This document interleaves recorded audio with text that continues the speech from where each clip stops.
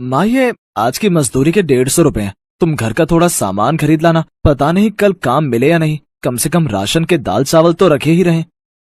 चिंता मत कर बेटा, मुझे फैक्ट्री में काम मिल गया है। 30 रुपए रोजाना के मिला करेंगे। एक टाइम की सब्जी का इंतजाम तो हो ही जाएगा। लाओ माँ, ये 150 रुपए मुझे तो सामान मैं ले आऊंगी। सिर्फ जरूरत का ही सामान लाना, बाकी कोई फालतू सामान लाने की जरूरत नहीं है। पर बहू, अच्छा ठीक है, तू ही ले आ। एक बार देख ले क्या क्या जरूरी सामान लाना है। हाँ हाँ ठीक है। सुनीता, यशोदा की बहू, जो बहुत ही भुक्कड़ स्वभाव की है, जहाँ उसे खाने पीने का सामान दिख जाए बस फिर क्या, जो पैसे हाथ में हो सब खाने पीने पर लुटा देती है। बड़ी मुश्किल से मुकेश और यशोदा थोड़ा बहुत मजदूरी से कमाते हैं, पर अपने भुक्कड़ स्वभाव के कारण सुनीता कमाए हुए रोजाना के पैसे फालतू खाने पीने पर खर्च कर देती है। भैया, 5 समोसे, 4 कचौड़ी और 6 गुलाब जामुन कर दो। एक काम करो, वो प्याज और मिर्ची के पकौड़े भी कर देना। 130 रुपए हुए बहन जी। 130?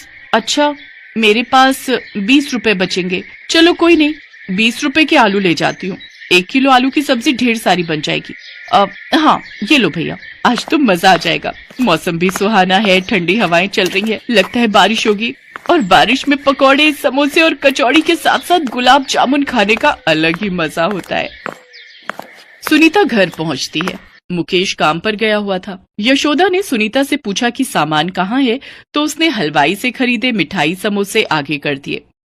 ये सब क्या है सुनीता बहू, तुमने कल ही तो छोले भटूरे और पूरी आलू की सब्जी खरीद कर खाई थी। ऐसे रोजाना बाजार की चीजें खरीद खरीद कर खाना कितना पैसा खर्च होता है। तुमने 130 का ये सामान खरीद लिया, 20 रुपए में आलू ले आई। अब बताओ, 2-3 दिन का खर्चा गया ना। क्या माँ जी, इतने स्वादिष्ट समोसे और गुलाब जामुन कचौड़ी देखकर मेरे तो मुंह में पानी आ रहा है। आप बीच में ये पैसों की बात मत लाओ, चुपचाप खाने दो, बहुत जोरों की भूख लगी है। और देखो, बारिश के मौसम में तो सब कुछ बहुत ही लाजवाब लग रहा है। आप भी एक समोसा ले सकती हो। वैसे आप आधा ही खाओ, आपको वैसे भी ब्लड प्रेशर रहता है ना।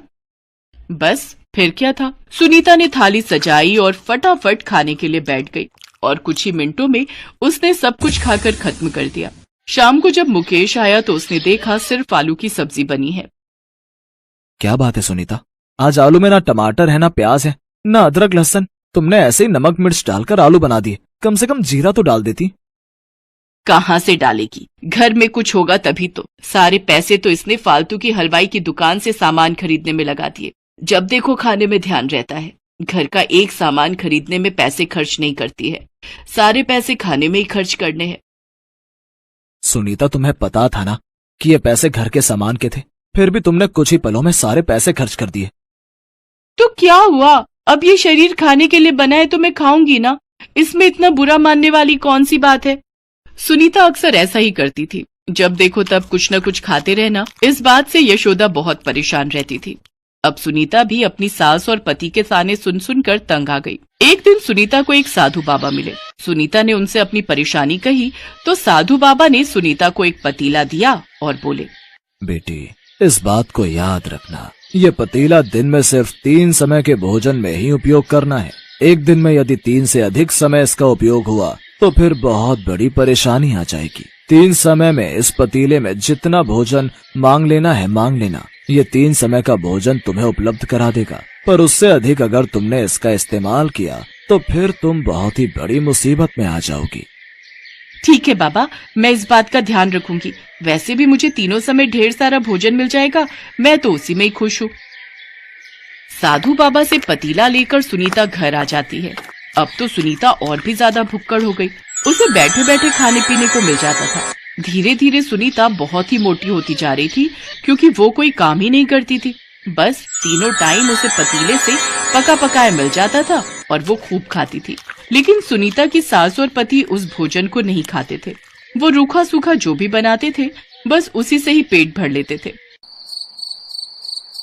जादुई पतीले, अब तो रात हो गई है। मुझे बढ़िया सा राजमा चावल, बैंगन का भरता और गरम गरम तंदूरी रोटी के साथ आइसक्रीम, रबड़ी और खीर भी। हाँ, ये सब चाहिए। देखते ही देखते जादुई पतीले से सारे पकवान सामने आ जाते हैं और फिर क्या, सुनीता गपागप सारे पकवान खाने लगती है। अरे माँ जी, आओ ना, आप भी मेरे साथ खाओ। सुनो जी, देखो ना कितने बढ़िया स्वादिष्ट राजमा और बैंगन का भरता है। वैसे ये सिर्फ मेरे अकेले के लिए ही काफी होगा, फिर भी मैं आप दोनों को थोड़ा थोड़ा दे सकती हूँ। नहीं बहू, इस उम्र में इतने भारी पकवान मुझे हजम नहीं होते। मेरे लिए तो सूखी रोटी और चटनी ही बहुत है, क्योंकि वो मेहनत की कमाई है। माँ सही कह रही है सुनीता, ये पकवान तुम्हें ही मुबारक हो, मुझे नहीं खाना। मैं तो माँ के हाथ की रोटी और चटनी खाकर बहुत खुश हूँ। ठीक है, जैसी तुम्हारी मर्जी, मैं तो मजे लेकर खाऊंगी। सुनीता अब तो हर समय खाने में ही ध्यान रखती थी। उसने सब तरफ देखना छोड़ दिया था। बेचारी यशोदा और मुकेश चुपचाप सारा तमाशा देखते रहते थे। एक दिन सुनीता पुरानी सहेली को मिलने के लिए घर बुलाती है, ताकि वो अपनी सहेली के सामने खाने पीने की चीजों का घमंड दिखा सके। अरे तू बैठ, मैं तेरे लिए बढ़िया पकवान बनाती हूँ। ये देख, मेरे पास एक जादुई पतीला है, मैं तुझे इसका जादू दिखाती हूँ। अच्छा, क्या जादू दिखाएगी, मैं भी तो देखूं।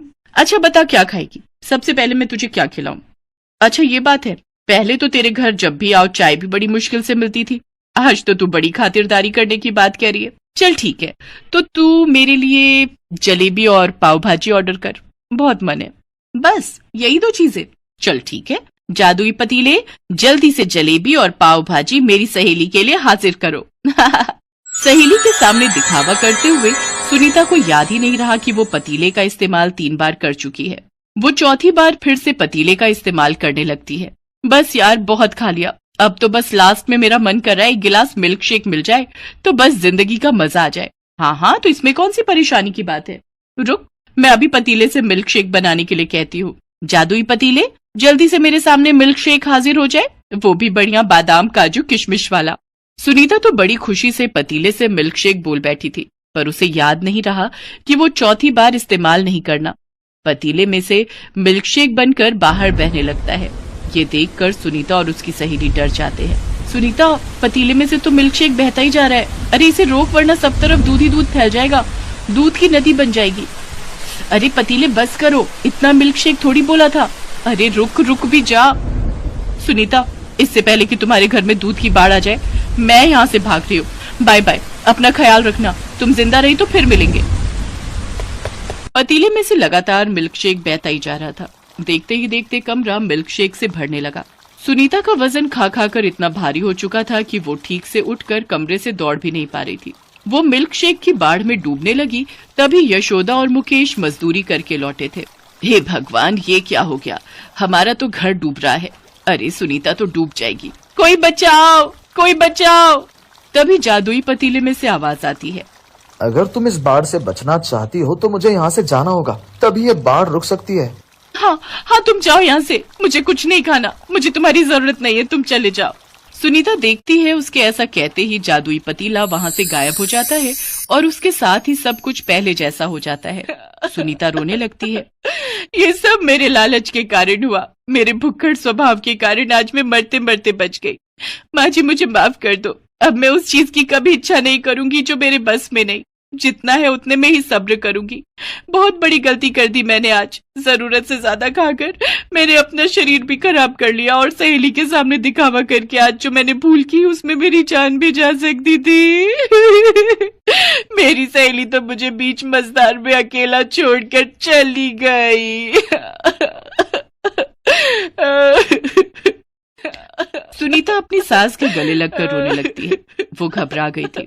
ना बहू ना, रोते नहीं, कोई बात नहीं, सुबह का भूला शाम को घर आ जाए तो उसे भूला नहीं कहते। वक्त रहते तुम्हें अपनी भूल समझ आ गई, ये सबसे बड़ी बात है। यशोदा को और मुकेश को पता था कि सुनीता को बाजार के खाने पीने की आदत है, इसलिए अब वो खुद से ही थोड़ा बहुत जितना बन पड़ता उसके लिए खरीद कर ले आते थे। सुनीता ने भी अपने भुक्खड़ स्वभाव को बदल दिया था। अब वो भी अपनी जरूरत के हिसाब से ही खाती पीती थी। अब उसने फालतू खर्चे भी करना छोड़ दिया।